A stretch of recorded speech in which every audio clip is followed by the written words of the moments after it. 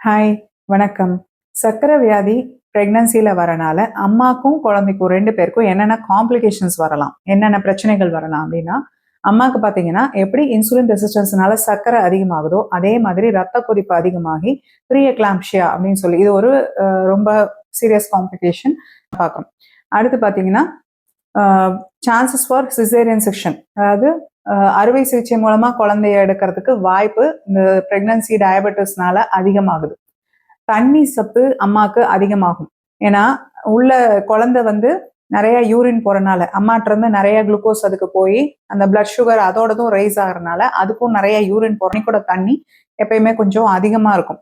அதே மாதிரி யூஸ்வலா நார்மலா டயபெட்டிக் பேஷண்ட்ஸ்லாம் லேடிஸ் சொல்லுவாங்கல்ல, யூரின் இன்ஃபெக்ஷன் அதிகமாக வருது, வெஜனல் இன்ஃபெக்ஷன், ஒயிட் டிஸ்சார்ஜ், இந்த மாதிரி பிரச்சனைகள்லாம் இந்த பிரெக்னன்சி டயபெட்டிஸ்லயும் வரும்.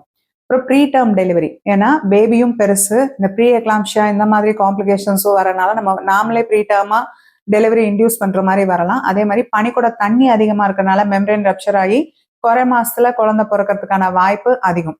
அப்புறம் பேபி வந்து ரொம்ப பெருசா இருக்கிறனால டெலிவரி பார்த்தீங்கன்னா நார்மல் விடும்போது ரொம்ப டிஃபிகல்ட்டா இருக்கும்.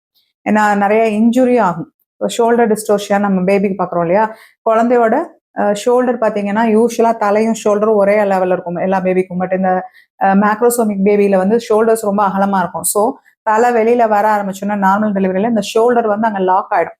ஸோ இதனால அம்மாக்குமே நிறைய டேரு, ஆனஸ், ரெக்டம், குடல் பகுதி, கீழ்ப்பகுதி எல்லாமே கொஞ்சம் டேர் ஆகி அது கொஞ்சம் காம்ப்ளிகேட்டடா இருக்கலாம். ஸோ அதே போல டயபெட்டிஸ்னால வர இன்சுலின் ரெசிஸ்டன்ஸ் அப்படியே பர்சிஸ்ட் ஆகி ஃபியூச்சர்ல அவங்க டைப் 2 டயபெட்டிக்கா மாறுறதுக்கான வாய்ப்பு இருக்கு. அதே மாதிரி அம்மாக்கு பிரெக்னன்சி அப்புறம் அடுத்த பிரெக்னன்சி ஆகுதுல்ல, இப்போ ஃபர்ஸ்ட் பிரெக்னன்சில சர்க்கரை இருக்குன்னா ஃபியூச்சர் பிரெக்னன்சிலையும் அவங்களுக்கு வந்து இந்த ஜெஸ்டேஷனல் டயபெட்டிஸ் மெலிட்டஸ் வரதுக்கான வாய்ப்பு அடுத்தடுத்த பிரெக்னன்சிலையும் அதிகமா இருக்கும்.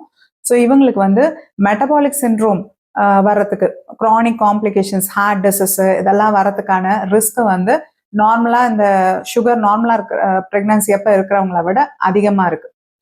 ஸோ இதே மாதிரி பேபிக்கு என்னென்ன பிரச்சனை வரலாம்னா, நியூபார்ன் பேபிக்கு இந்த weight gain, macrosomic baby, delivery அப்ப difficult delivery, shoulder dystocia, birth trauma, இந்த நரம்பு கை ஃபேஷியல் பால்சி நரம்பெல்லாம் பாதிச்சு தொடையில அடிபடுறது, இந்த மாதிரி டெலிவரினால வர இன்ஜுரிஸ் அவங்களுக்கு ரொம்ப காமனா இருக்கும். அதே மாதிரி பிறந்தோன்னா பார்த்தீங்கன்னா அது ப்ரீ டேர்ம் டெலிவரிக்கு சான்ஸ் அதிகம். ஸோ குறை மாசத்துல வர காம்ப்ளிகேஷன்ஸ் எல்லாம் வரலாம்.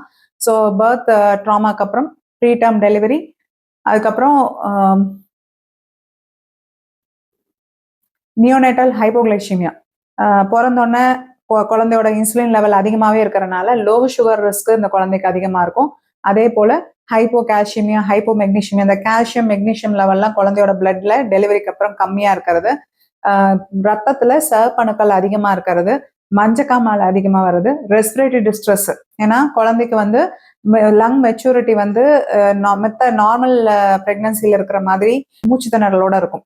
ஸோ இந்த டிஃபிகல்ட்டி இன் பிரீத்திங் அதெல்லாம் இருக்கும். ஃபீடிங் டிஃபிகல்ட்டி, இந்த குழந்தை பார்த்தீங்கன்னா ஒரு லெத்தாஜிக்கா, பாலெல்லாம் சரியா எடுக்காம இந்த மாதிரி காம்ப்ளிகேஷன்ஸ்லாம் வரலாம். வளரும் போது பார்த்தீங்கன்னா இந்த குழந்தை பிறந்ததுல இருந்தே வெயிட் அதிகமா இருக்கும், இன்சுலின் ரெசிஸ்டன்ஸ் பர்சிஸ்டண்டா இருக்கும், சீக்கிரமாவே ப்ரீ டயபெட்டிக், டைப் 2 டயபெட்டிக் அப்படி மாறிடும். அதே போல இன்சுலின் ரெசிஸ்டன்ஸ்னால ஹைப்பர் டென்ஷன், ரத்த கொதிப்பெல்லாம் சின்ன வயசுலேயே வரும்.